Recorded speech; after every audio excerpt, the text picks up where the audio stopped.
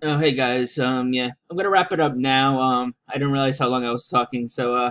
Yeah, the last point is like validated the client's feelings, being reassuring, and knowing when to like transition to different steps, using different techniques such as role playing or working through emotions, knowing when to kind of stop or give the client a break, and know when to move forward and so forth, and just using techniques as journaling, role playing, imagery, visualization, challenging or working through irrational beliefs and thoughts can all be helpful. And along with any other unique ones you come up with the client um, that may work, that maybe is unexpected, like if the client likes to paint or if the client ends up liking or dance or however they find a therapeutic release or assistance. So it's an open book in a way in terms of healing, and I believe all techniques have their role in the grieving process and should be left open for the client and clinician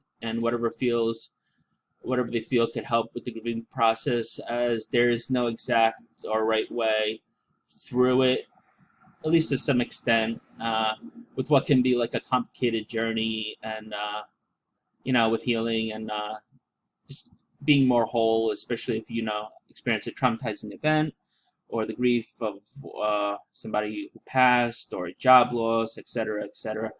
And let me see, and and the last one is like a recap, thought-provoking questions. Did you learn anything new from the presentation regarding grief?